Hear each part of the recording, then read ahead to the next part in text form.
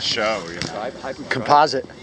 So Batista, I was on the elliptical, and Batista was at this LA Fitness over here on Maxella. Yeah. Where the Soup Plantation was. It's gone now. It's now the what's the Equinox. Yeah. I know what you're talking about. And WrestleMania was that weekend, and I see Batista just walk around in heel mode. And I go, Cena's coming for you. John Cena's coming for you. I love the guy. And he looks over at me and goes, you would be laughing. I started chuckling. I was laughing. The whole piece. I was scared. This guy looked huge. The instinct is and he goes, you would be laughing. And I came over there and smacked the taste out of your mouth. Oh, smack.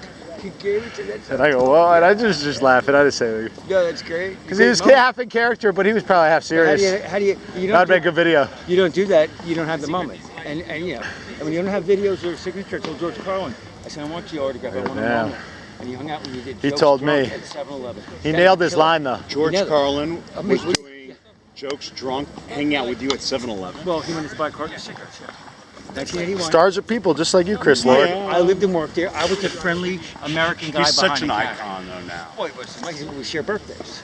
But was he an icon? What's your birthday? May 12th. So you're both Tauruses. Shouts to Fred. Never met Fred.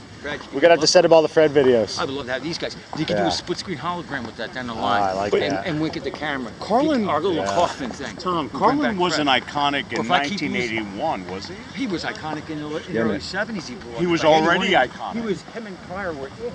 Griff film man. Oh, so Carlin was already it. Huge. It wasn't like he was iconic 20 years later. No, he was already it. He was getting fouler and fouler. Now he wasn't 7 words. It was him and Pryor. Yeah, it was him and Pryor on Carson. For them, that's bullshit. And you laughing it up. They didn't have to say. See, I love Pryor, but I didn't really know. Magic and Bird. Magic and Bird. Yeah, Magic and Bird. I did not know about Carlin until later on. That's all. You introduced him later. No, he broke in the early 70s, but he actually performed earlier than that. He performed in black and white with short hair and did the stick on Sullivan and Jack Marshall.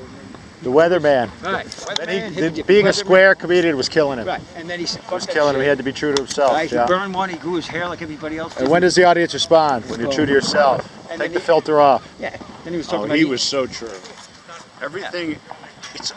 He's not just. We gotta show you some Fred obviously, videos. you know, he's not just a great comedian. He's like, you know, he's a philosopher. He's a guru. And his background. Well, we were friends with his number one disciple. Wow. That was our boy, Fred. His input on him. Mine's just number one apostle. That's it. He knows someone. Because you know, we just watch when we watch Carlin's videos now. It's like he was telling it like 20, 30 years ahead of his time. Just like Zappa. Go YouTube. Carlin, Zappa. Sometimes he wouldn't even play it online.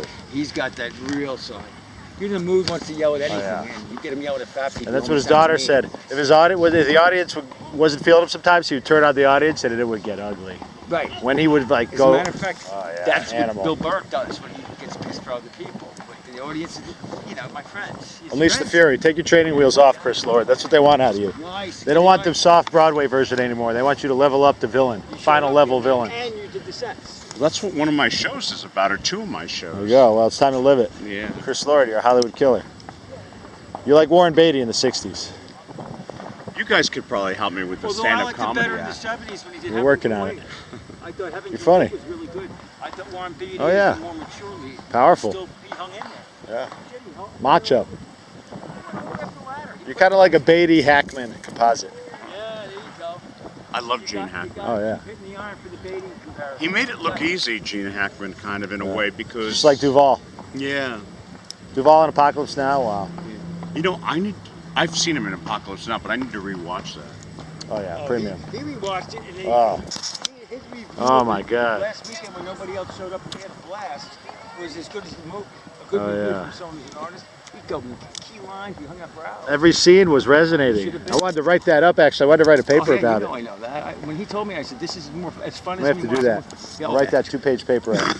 I shouldn't give a fig bar to the dog, right? No, don't even. He's not supposed to eat that. First of all, nobody, even pussy-ass Karens, don't like you giving food to their dogs. Okay. It'll go viral. Because we can pet it, though. Yeah. They're not supposed to eat people's food, right? He snaps. Thin line.